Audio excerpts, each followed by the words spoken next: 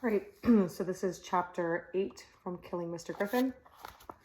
The first time David phoned, Mr. McConnell answered. I'm sorry, he said. Sue's lying down. She doesn't feel well tonight. The second time he called, an hour later, he received the same answer, this time from a brother. At this point, he asked his mother, Can I use the car for a while tonight? Why? She asked, surprised. There was no reason not to be truthful. There's a girl I'd like to talk to. Oh? His mother said with interest. The same girl you took to the picnic last weekend? That's the one. I think it's nice that you're interested in a girl, Mrs. Ruggles said. What's she like, Davy? Why haven't you told me about her? I did. Said I was taking her to the picnic. I know, but you made it sound like she was just one of a group. Tonight you want to see her alone. That must mean that she's at least a little special. She's just a girl, David said. She's in one of my classes. Is she pretty? Not really. That sounded funny. He rephrased it. You might not think so. She's very bright. I wonder what sort of girl you would be attracted to. Your father liked them pretty. I guess he must have, David said dutifully. He married you, didn't he? No, I mean later. He liked them very pretty and innocent and young. Of course, he looked so young himself. I'm sure they never guessed he was the father of a child.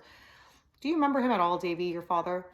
Yes, David said, going tense inside as he always did when they touched upon this subject. He used to play on the floor with me and pretend he was a bear. Yes, he was perfectly happy to romp with you, and he was playful, like a little boy himself. It was the responsibility of supporting and raising you that he couldn't face up to. His mother's expression was strange, torn, half wanting to remember and half closing the door upon everything. The closed door won. What's your girlfriend's name? She's not a girlfriend, just a regular friend. Her name's Sue. A nice down-to-earth name. All right, take the car, but for heaven's sake, drive carefully. When will you be home? Not late, Mum. Be sure you're not. I won't be able to sleep until you're home, and I have to work in the morning. And then, unpredictably, she smiled and asked, Do you need some money? No, thanks. I have a little. Besides, we won't be doing anything much. Have a good time, she said, and she handed him the keys. When he reached Susan's house and rang the doorbell, Mrs. McConnell answered. Oh, hello, David. She remembered his name. Sue isn't feeling well, but I'm sure she'll want to see you. Sit down and I'll go check on her and see if she's awake. A few moments later, she came back downstairs and her daughter was with her. Hello, David, Susan said stiffly. Her eyes shifted past his, not quite meeting them. She did indeed look sick. Her nose was red and her face was puffy and bruised looking. I've got the car tonight, he told her. I thought you might want to take a ride somewhere and get something to eat. Why don't you, dear, Mrs. McConnell said. You hardly ate any dinner. Go get a sandwich or something and then come back and get a good night's sleep. Okay, Susan said. He could see that she did not want to go, but was afraid not to. The thing that had happened that afternoon could not be shoved away. They went out to the car and he opened the door for her. Then he went around to the driver's side and got in. He pulled the door closed and they sat in silence for a moment. Finally, David said, Burger Shack all right? Any place. I'm not hungry. Her voice was ragged. I couldn't swallow food right now if you paid me to. What did you do to him, Dave, after you left the school? Just what we said we were going to do. We took him up to the place by the waterfall and Mark tried to scare him. It didn't work very well. I mean, he didn't scare as easily as Mark had thought he would. Mark had to keep talking to him. Was the bag still over his head? No, of course not. We took that off as soon as we got out of the city. He's blindfolded. He is blindfolded? Susan regarded him incredulously. Do you mean he's still blindfolded? You didn't let him go? Not yet, David said. I thought we should, but the others outvoted me. They wanted to keep him tied up till he breaks. Mark wants to hear him beg to be let go. Where is he? What have you done with him? David turned the key and started the engine. You may not want to eat, he said, but we can't just sit here in front of your house. Your parents will wonder what's the matter. Let's drive around for a while. I asked you, where is he? Up in the mountains at the picnic place, like I told you. You left him there? Susan exclaimed in horror. Don't sound so tragic, David said defensively. Nothing's going to hurt him. Mark and Jeff are going back up there tonight after Jeff's game is over. Griffin will have thought things over by then. He'll say what Mark wants him to, and then they'll bring him down and turn him loose like we planned. Don't worry, Sue. He'll be in class tomorrow, you'll see. He'll be shook up a little, maybe, but he'll be there. I couldn't face him if he were, Susan said. I'd start to cry if I even looked at him. Her voice broke. He thought I was the one in danger. Did you hear him when you grabbed him? He called out, run. He wanted me to get away. You heard him wrong. David, I didn't, Susan insisted. He cared about me. He wanted to save me. We can't just leave him up there alone in the dark. It's too dreadful. We gotta go get him. I told you, Mark and Jeff are going to do that. It won't be long now.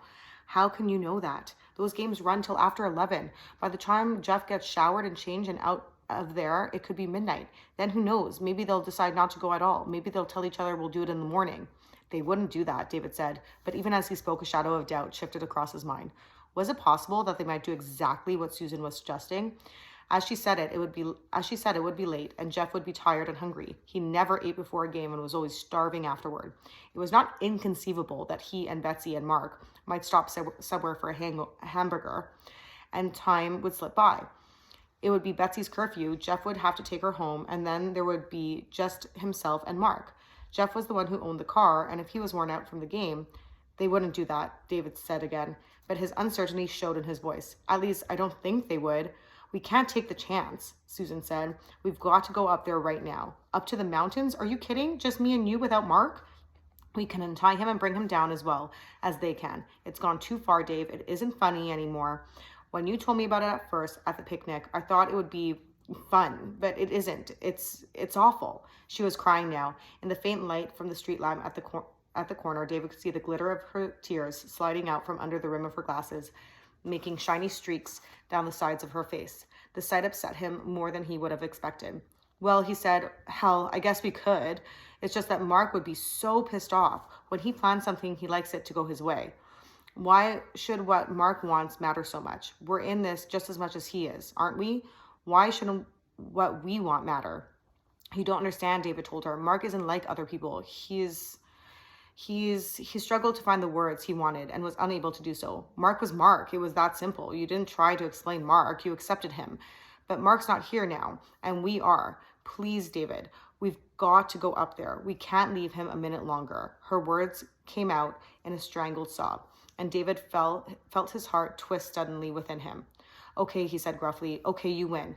Just stop the sniffling, will you? He threw the car into gear and stepped on the accelerator. They didn't talk much during the drive to the mountains. David, whose experience in night driving was almost non-existent, kept his eyes focused on the limited strip of road that lay exposed in the path of the headlights.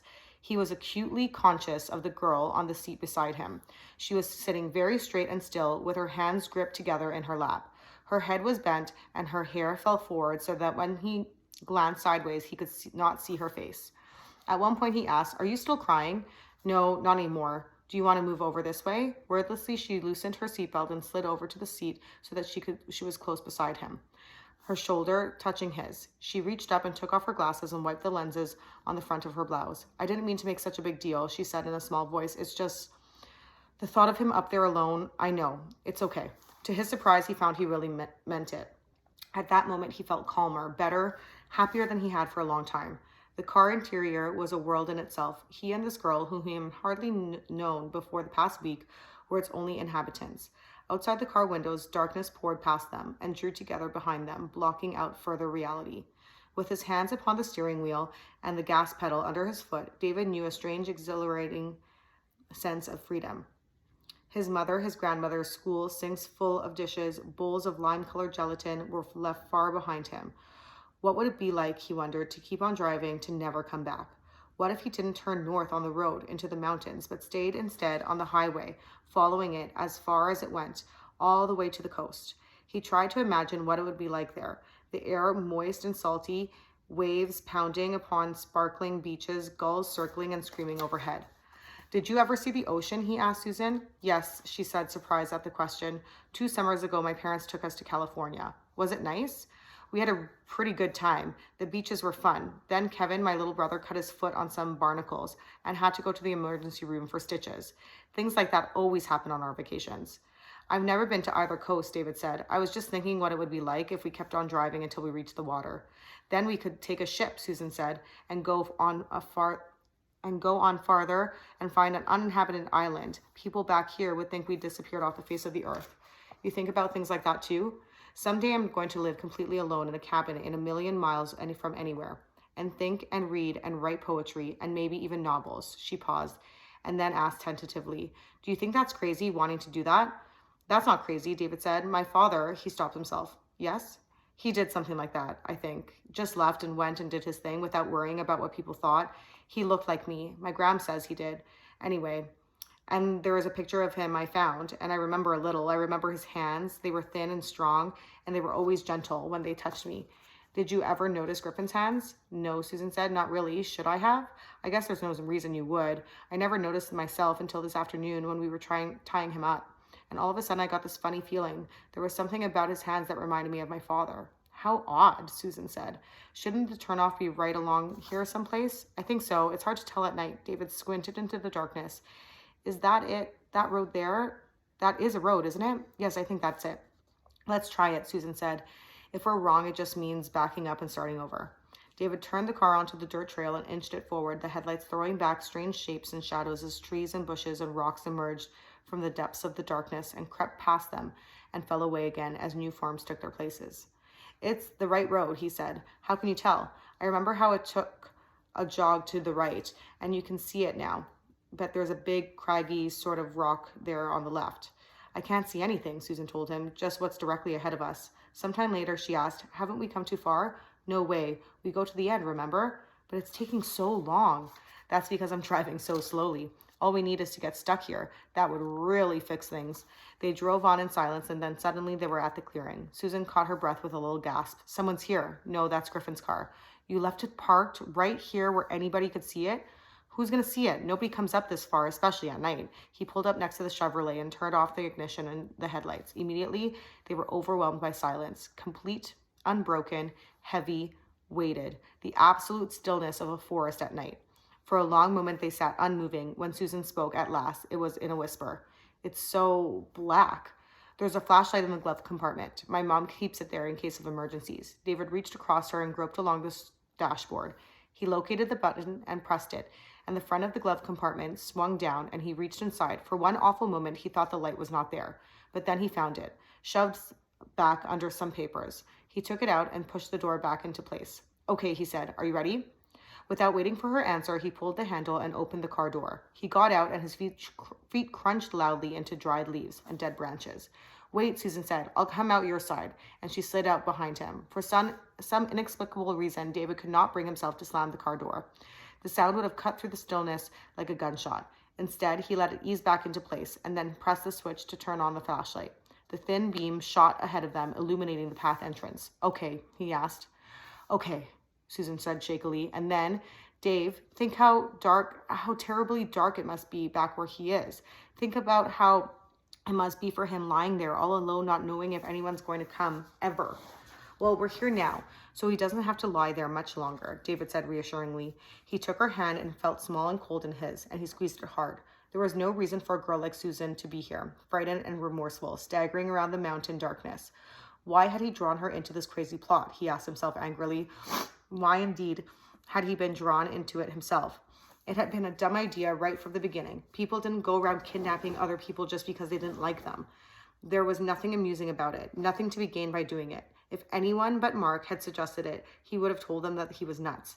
But somehow, with Mark, things always seemed so sensible. When Mark looked at you with those odd gray eyes of his, when Mark spoke your name and put his hand on your shoulder, how long has it been since you did something crazy, just for the hell of it? Mark had asked him. And it had been as though he had reached straight into him and placed a finger on the open sore at the core of his soul. After that, things had happened so fast, there had been no time for reconsidering. It had all been there before them, laid out the way it should go. He had been swept up by the plan as completely as though it had been his own. He had thought of calling Susan, or had he? Was it he or someone else who had suggested that? He had hardly known Susan at that point. To him, she had been no more than a studious little shy mouse of a girl who had tried to help him catch his papers when the wind had caught them. Well, let's go, he said. The sooner we get there, the sooner it's done. He's going to be one mad dude when we get to him. The beam of the flashlight led them forward, and a moment later, the bushes had closed in behind them. A few paces more, and they could hear the waterfall. It grew louder and louder, much louder than it had seemed in the daytime, as though the whole night was made up of rushing water. As they approached the stream bank, David tightened his grip on Susan's hand. There's no way we're going to get him out of here without untying him, he told her. You do know that, don't you? If Jeff were here, he could do it. He could just drag him out with the ropes and the blindfold still on him. But I'm not a jock. We'll have to untie him here and let him walk out. I know. What I mean is, he'll see who we are. There's no way to prevent it. We're letting ourselves in for it. He can have us expelled. I know, Susan said again. It doesn't matter. I mean, of course it matters, but we don't have any choice, do we? I guess not, David said. The light moved ahead and fell upon him, and the man by the stream. He was lying exactly as he had been when they left him, Straight and still, the blindfold neatly in place, a cry broke from Susan's lips, and she dropped David's hand and hurried forward. "Oh," she moaned, dropping to her knees beside the still figure. "Oh, Mr. Griffin, I'm so sorry. I'm so sorry." Her voice broke and she grasped the rope at the man's wrists, fumbling for the knot. "David, I can't find the end. How did you tie this? Oh, please hurry and get this off of him. It's cutting off his circulation. Here, it goes all the way around behind." David knelt down beside her. "I'm sorry too, sir. This was a dumb, rotten thing to do. We'll have you undone in a minute. Try to roll over sideways so I can reach the knot in the back." The man did not move. "He's asleep," Susan said in amazement. How could he be asleep with the ground so hard? "Mr. Griffin, wake up. Please wake up. We're here to take you home." "Move back, Sue," David said hoarsely. "But we've got to wake him." I said, "Move back and let me get at that blindfold." He gripped the cloth with numb fingers and yanked it upward until it slid off the forehead and onto the ground. Then he lifted the flashlight and turned the beam straight into the man's face. "His eyes are open," Susan breathed. "He's not asleep. His eyes are open." "He's not asleep," David agreed softly. "Then why doesn't he move? Why doesn't he say something? Mr. Griffin, it's Susan McConnell from your lit class, remember? Please, Mr. Griffin." David turned the light away from the wide, unblinking stare of the man on the ground beside him. "He's not asleep," he said.